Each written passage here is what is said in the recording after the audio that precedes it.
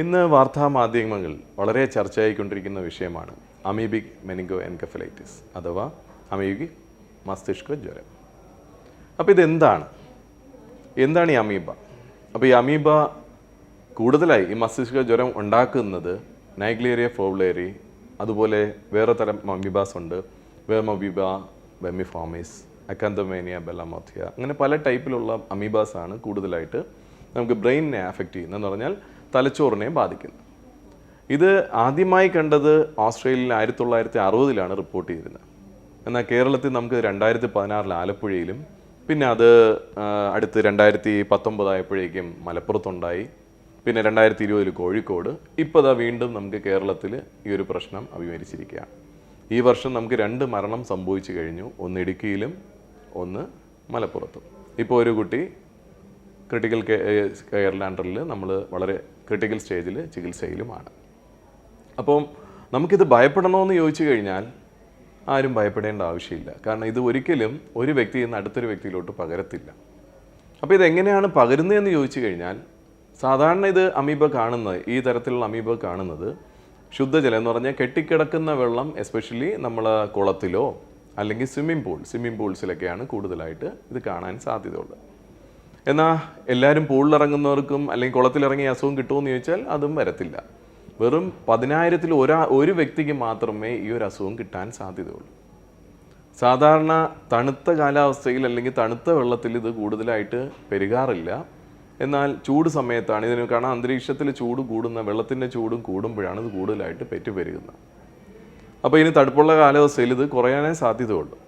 പിന്നെ ഇതെങ്ങനെ പകരുന്നു എന്ന് ചോദിച്ചാൽ, ഈ വെള്ളത്തിലെടുത്ത് ചാടുമ്പോൾ അല്ലെങ്കിൽ വെള്ളത്തിൽ മുങ്ങി കുളിക്കുന്ന സമയത്ത് ഇത് മൂക്ക് വഴി നമ്മൾ ഓൾഫാക്ടറി നെർവ്, നമ്മൾ മണമെല്ലാം കിട്ടുന്ന, നമുക്ക് എങ്ങനെയാണ് മനസ്സിലാക്കി തരുന്ന നരമ്പുകൾ, അപ്പോൾ ഇതുവഴി നമ്മുടെ മസ്തിഷ്കത്തിലോട്ട് കയറുകയും അവിടെ പിന്നെ അത് നമ്മൾ ഇമ്മ്യൂണിറ്റി കുറഞ്ഞ വ്യക്തികളാകുമ്പോൾ ഇത് പെരുകുകയും അത് ബ്രെയിനെ അഫക്റ്റ് ചെയ്ത് മെനിഞ്ചൈറ്റിസ് അല്ലെങ്കിൽ മെനിങ്കോ എൻകെഫലൈറ്റിസ് എന്നുള്ള രീതിയിൽ നമുക്ക് ആ രോഗലക്ഷണങ്ങൾ കാണിക്കും.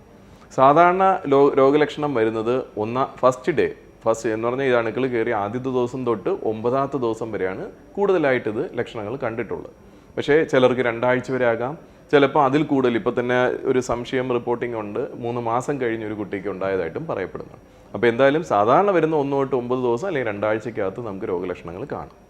അപ്പോൾ എന്തൊക്കെ രോഗലക്ഷണങ്ങൾ കാണാം? നമ്മൾ എല്ലാ മെനിഞ്ചൈറ്റിസ്, സാധാരണ വരുന്ന മെനിഞ്ചൈറ്റിസ്, എൻകെഫലൈറ്റിസ് വരുന്ന ലക്ഷണങ്ങൾ തന്നെയാണ് ഇവിടെയും കാണുന്നത്. എന്ന് പറഞ്ഞാൽ പനി ഉണ്ടാകും, നല്ല കടുത്ത പനിയായിരിക്കാം, അതോടൊപ്പം തലവേദന, ഛർദിൽ, ഓർക്കാനം, അത് ചിലർക്ക് കുറച്ചുകൂടെ മൂർച്ച കഴിഞ്ഞാൽ കഴുത്ത് വേദന ഉണ്ടാകും. അതിൽ എസ്പെഷ്യലി നെക്ക് സ്റ്റിഫ്നെസ്, നമ്മൾ കഴുത്ത് അനക്കാൻ തന്നെ മടക്കുമ്പോൾ തന്നെ ഭയങ്കര ഒരു സ്റ്റിഫായിട്ടിരിക്കുന്നൊരവസ്ഥ. പിന്നെ കൂടുതൽ മൂർച്ഛിച്ച് കഴിഞ്ഞാൽ ആൾക്കൊരു ഡിസോറിയൻറ്റേഷൻ, അബോധാവസ്ഥയിലോട്ട് പോകാം. അതുപോലെ അത് കഴിഞ്ഞ് ചിലർക്ക് ജന്നി ഉണ്ടാകാം, സീഷേഴ്സ്, പിന്നെ കോമാ സ്റ്റേജിൽ പോയി മരണത്തിലോട്ട് പോകാം. അപ്പോൾ ഇത് ഏത് തരത്തിലെ ഈ രോഗലക്ഷണം കണ്ടാലും നമ്മൾ ഇത് അമീബിക്കാണോ അല്ല മറ്റ് വൈറൽ മെനിഞ്ചൈറ്റിസ് ആണോ അല്ലെങ്കിൽ ബാക്ടീരിയൽ മെനിഞ്ചൈറ്റിസ് ആണോ അതുപോലെ TB മെനിഞ്ചൈറ്റിസ് ആണോ, എല്ലാത്തിനും ഏകദേശം ലക്ഷണം എല്ലാം ഒന്നാണ്. അപ്പോൾ ഇതെങ്ങനെ കണ്ടുപിടിക്കാമെന്ന് ചോദിച്ചാൽ, നമ്മൾ നട്ടലിൽ നിന്ന് നീരെടുത്ത് ടെസ്റ്റ് ചെയ്താൽ ഏത് തരം അണുക്കളും ഉണ്ടായ അസുഖമാണെന്ന് നമുക്ക് മനസ്സിലാക്കാൻ പറ്റും. അപ്പം രോഗലക്ഷണം ഇത് കണ്ടാൽ എത്രയും വേഗം ആശുപത്രിയിൽ എത്താൻ ഒരു പരിധി വരെ നമുക്ക് ആ വ്യക്തിയെ രക്ഷപ്പെടുത്താൻ പറ്റിയേക്കും. പക്ഷേ രക്ഷപ്പെടുത്തുന്നതിൽ സാഹചര്യങ്ങൾ ചോദിച്ചാൽ നമുക്ക് മരണനിരക്ക് ഇതിന് ഇത്തിരി കൂടുതലാണ്. 95% തൊട്ട് 100% വരെ മരണം സംഭവിക്കാം. അത് എത്ര ദിവസം നമ്മൾ വൈദ്യസഹായം നീണ്ടുപോകുന്നോ അതനുസരിച്ച് മരണസാധ്യത കൂടുതലാണ്. അപ്പോൾ അതുകൊണ്ട് രോഗലക്ഷണം കണ്ടോ എത്രയും വേഗം ആശുപത്രിയിൽ എത്തിക്കുക. ഇനി ഇത് എങ്ങനെ ഇത് പ്രിവെൻറ്റ് ചെയ്യാം? വളരെ നിസ്സാരമായ കാര്യമേ ഉള്ളൂ. നമ്മൾ സാധാരണ സ്വിമ്മിംഗ് പൂളുകളിലൊക്കെ ക്ലോറിനേറ്റ് ചെയ്യാറുണ്ട്. അപ്പോൾ ഇത് എന്തെങ്കിലും രീതിയിൽ പ്രോപ്പറായിട്ടുള്ള ക്ലോറിനേഷൻ അല്ലെങ്കിൽ പ്യൂരിഫിക്കേഷൻ നടക്കാത്ത സ്ഥലത്താണ് ഇത് സംഭവിക്കുന്നത്.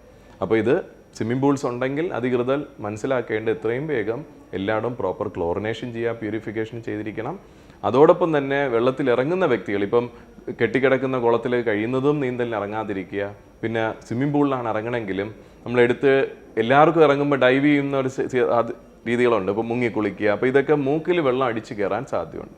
അപ്പോൾ പ്രോപ്പർ ശുദ്ധ ആയിട്ടുള്ള ജലമൊന്ന് ഉറപ്പുവരുത്തി ചെയ്യണം. അതുപോലെ തന്നെ നിങ്ങൾ വേണമെങ്കിൽ നേസൽ ക്ലിപ്സ്, നമ്മൾ മൂക്കിൽ വെള്ളം കയറാതിരിക്കുന്ന ക്ലിപ്സ് നമുക്ക് കിട്ടും, അത് വേണമെങ്കിൽ നിങ്ങൾക്ക് കരുതാവുന്നതാണ്.